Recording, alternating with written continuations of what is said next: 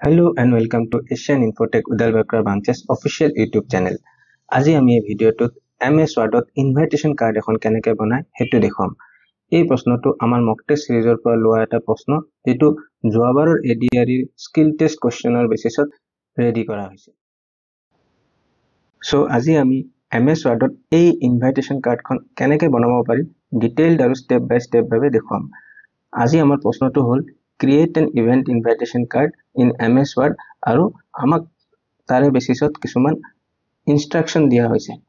Actual এক্সামত আপোনাক দুই ধৰণে এই প্ৰশ্নটো খুদিব পাৰে। আইদাৰ আপোনাক কোৱেশ্চনটো দি পেলাই পাৰ্টিকুলাৰ ইনস্ট্ৰাকশন দি দিব মানে কি বস্তু হে ইনভাইটেশন কাৰ্ডখনত থাকিব লাগে। নহলে এনেকা হ'ব পাৰে আপোনাক ডাইৰেক্ট ইনভাইটেশন কাৰ্ডখনৰে এখন এটা প্ৰিন্ট নাইবা ফটো টাইপৰ এটা ইমেজ এটা দি দিব যেটো আপুনি ৰেপ্লিকেট কৰিব লাগিব MS Wordত।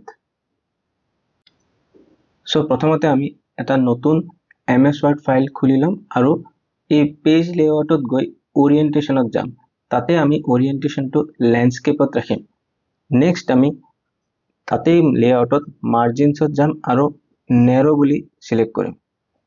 তাৰ পাছত আমি পেজ সাইজটো A4 সিলেক্ট কৰিম।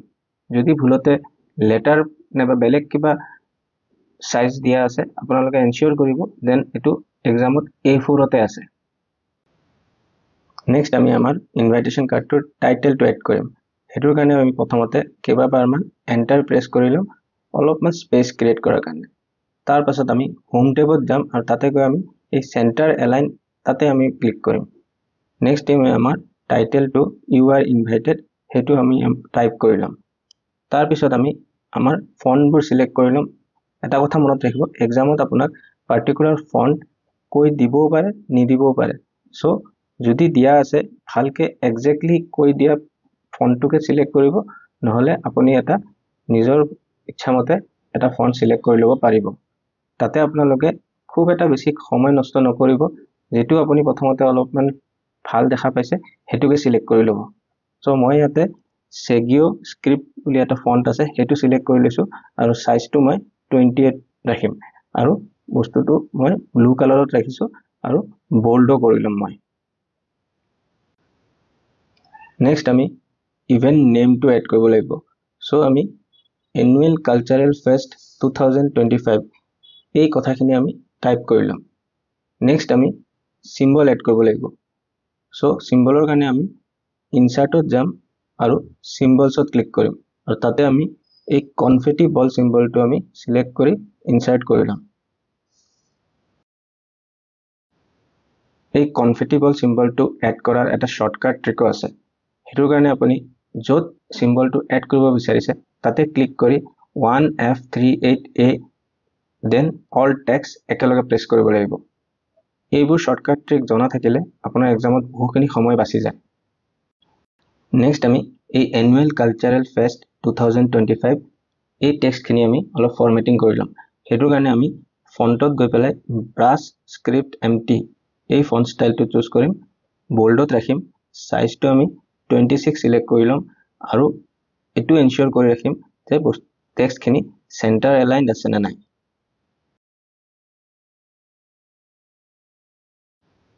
নেক্সট আমি ইভেন্ট ডিটেইলছ পাৰ্টত আহিম যত আমি ভেন্যু ডেট টাইম এইবোৰ এড কৰিব লাগিব আৰু ষ্টাৰ্টিংত আমি এই পাৰ্টি পপাৰ সিম্বলটো এড কৰি লম। সো হেতুৰ কাৰণে আমি আকৌ ইনসাৰ্টত যাম, সিম্বলছত যাম আৰু পাৰ্টি পপাৰ সিম্বলটো সিলেক্ট কৰি ইনসাৰ্ট কৰি লম। সেম আগৰে দৰে এই পাৰ্টি পপাৰৰ এটা শৰ্টকাট ট্ৰিক আছে। সো হেতুৰ কাৰণে আমি প্ৰথমতে 1F389 এটো টাইপ কৰি Alt X একেলগে প্ৰেছ কৰিব লাগিব। ঠিক তেনেদৰে আমি এই টাইম পোৰ্শনটো টাইপ কৰি তাতে পাৰ্টি সিম্বলটো এড কৰি লম আৰু তাৰ পাছত এই গুটে ইভেন্ট ডিটেইলছ পোৰ্শনটো মানে ভেন্যু ডেট টাইম গুটেখিনি সিলেক্ট কৰি ফন্ট ষ্টাইলটো অলপ চেঞ্জ কৰি লম। হেতুৰ কাৰণে আমি এই হোম টেবৰ ফন্টত গৈ ক্লাৰেণ্ডন নামৰ ফন্ট ষ্টাইলটো সিলেক্ট কৰিম, সাইজটো আমি তাৰপিছত 16 ৰাখিম, সেন্টাৰ এলাইন আৰু বোল্ড ৰাখিম। নেক্সট আমি এই ইভেন্ট ডিটেইলছ পাৰ্টৰ অলপ লাইন স্পেচিং খিনি চেক কৰি লম। হেতুৰ কাৰণে আমি হোম টেবত গৈ এই লাইন স্পেচিংত যাম আৰু তাতে আমি 1 সিলেক্ট কৰি লম যদি একচুৱেল এক্সামত আপোনাক পাৰ্টিকুলাৰ কিবা লাইন স্পেচিং দিয়া আছে আপুনি হেতুৱে ৰাখিব নহলে যেটো ভিজুৱেলি এপিলিং যেন লাগে হেতু সিলেক্ট কৰি লব নেক্সট আপুনি গোটেইটা লাইনৰ মাজত এটা পাৰ্টিকুলাৰ গ্যাপ যেন ভাল লগা গ্যাপ এটা যেন থাকে হেতু এনশিওৰ কৰিব সো এন্টাৰ মাৰি আৰু অলপ ফৰমেটিং টু চাই লব নেক্সট আমি ইনভাইটেশন মেছেজটো টাইপ কৰিব লাগিব আৰু হেতু ফৰমেটিং কৰি লব লাগিব সো হেতুৰ কাৰণে আমি ফন্টত যাম আৰু তাতে জৰ্জিয়া ফন্ট ষ্টাইলটো চুজ কৰি সাইজটো 16 ৰাখিম সেন্টাৰ এলাইন আকৌ ৰাখিম আৰু নেক্সট আমি এই গুটেখিনি লাইন অলপ ফৰমেটিং কৰি লাইন স্পেচিংটো 1.5 বুলি সিলেক্ট কৰি লম নেক্সট আমি এটা এন্ড মেছেজ লিখিব লাগিব সো হেতুৰ কাৰণে আমি এই লাইনটো we look forward to seeing you that হেতু প্ৰথমতে টাইপ কৰি লম আৰু হেতু অলপ ফৰমেটো কৰি লম সো হেতুৰ কাৰণে আমি এই হোম টেবত ফন্টত যাম ক্যালিব্ৰি ফন্টটো চুজ কৰিম আৰু সাইজটো 14ত ৰাখিম আৰু ফন্টটো আমি ইটালিক্সত ৰাখিম অলপ বোল্ড কৰি লম আৰু নেক্সট এনেকা এটা কালাৰ ৰাখিম যেটো পেজত ভাল কন্ট্ৰাষ্টত দেখা যায়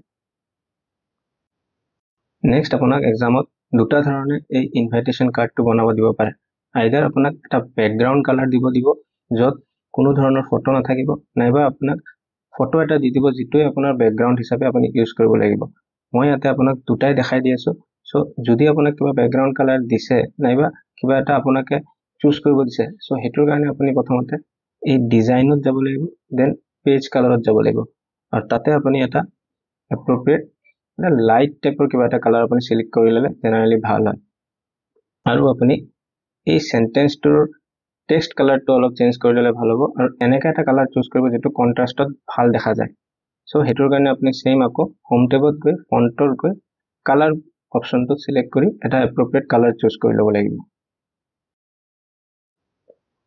নেক্সট আমি পিকচাৰটো এড কৰি লব লাগিব হেতুৰ কাৰণে আমি প্ৰথমতে ইনসাৰ্টত যাম পিকচাৰত যাম আৰু পিকচাৰটো আমি ইনসাৰ্ট কৰি লম নেক্সট আমি এই লেআউট অপশনত গৈ পেলাই এই মাজৰ বিহাইণ্ড টেক্সট এই জায়গাটোত ক্লিক কৰিম সো দ্যাট আমাৰ পিকচাৰটো টেক্সটৰ পাছফালে গুচি যায় নেক্সট অলপমান আমি এটো সাইজটো এডজাস্ট কৰি লম সো দ্যাট গোটেই পেজটো এটো ফিল কৰি লয়